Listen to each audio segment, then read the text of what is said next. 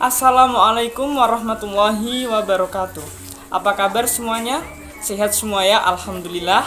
Pada video kali ini kita akan membahas mengenai siklus hidrologi dan dampaknya pada peristiwa di bumi serta kelangsungan makhluk hidup. Nah, kita bahas terlebih dahulu tentang air. Air merupakan komponen terbesar yang ada di bumi. Air juga sebagai sumber kehidupan yang sangat mempengaruhi makhluk hidup yang ada di bumi. Air merupakan jenis barang dalam kategori yang bebas, yang mana manusia, binatang, maupun tumbuh-tumbuhan bisa mendapatkan air secara bebas. Air mempunyai beberapa sifat. Yang pertama ada dapat berubah wujud. Yang kedua, air mengalir dari tempat tinggi ke tempat yang lebih rendah.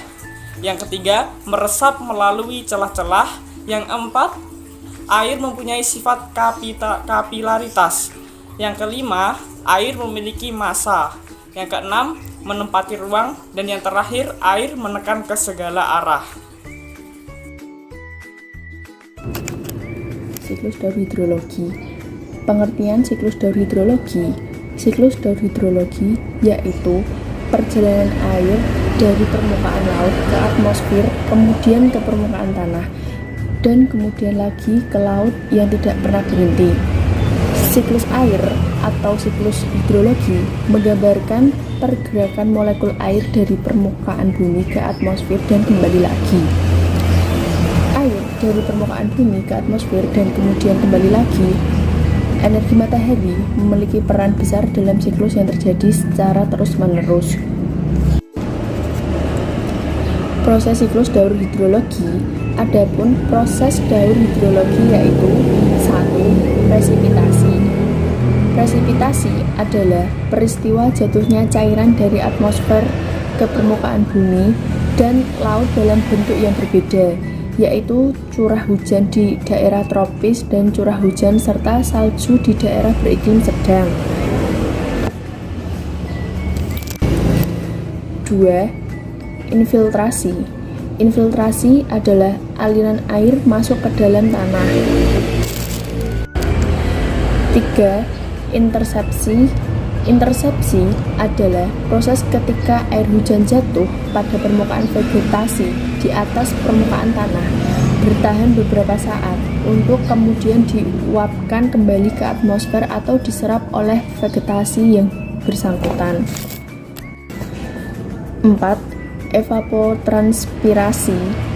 Peristiwa perubahan air menjadi uap dan bergerak dari permukaan tanah dan permukaan air ke udara disebut evaporasi atau penguapan. Macam-macam siklus hidrologi. Siklus hidrologi terbagi menjadi 3 jenis sesuai dengan proses terjadinya.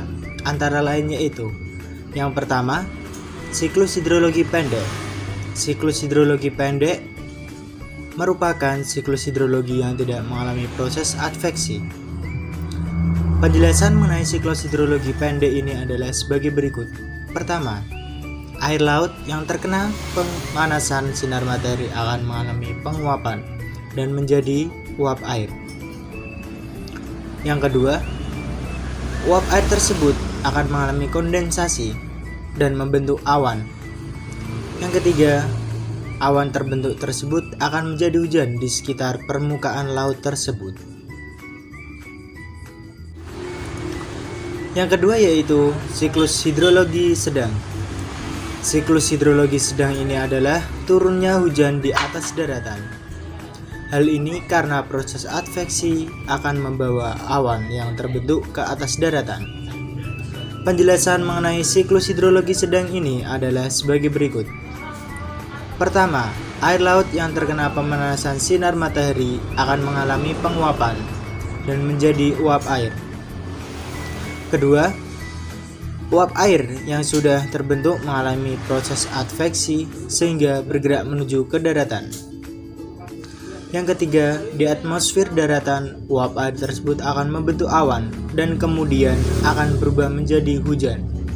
Dan yang keempat, air hujan yang jatuh di permukaan bumi atau daratan akan mengalami run-off menuju ke sungai dan kembali ke laut. Yang ketiga yaitu siklus hidrologi panjang. Siklus hidrologi panjang merupakan siklus hidrologi yang umum terjadi di daerah subtropis atau di daerah pegunungan. Melalui siklus hidrologi panjang, hujan tidak langsung membentuk air, namun turun dalam bentuk salju ataupun gletser terlebih dahulu. Air laut yang terkena pemanasan sinar matahari akan mengalami penguapan dan menjadi uap air. Uap air yang telah terbentuk tersebut mengalami proses sublimasi, kemudian terbentuk awan yang mengandung kristal-kristal es. Awan mengalami proses adveksi dan kemudian bergerak ke daratan. Awan akan mengalami presipitasi dan turun sebagai salju. Selanjutnya yaitu dampak kegiatan manusia terhadap siklus hidrologi pada peristiwa di bumi. Daur air di bumi dengan campur tangan manusia mampu membawa efek negatif terhadap lingkungan. Dampak negatifnya antara lain, yang pertama yaitu penebangan hutan, dan yang kedua pembangunan pemukiman.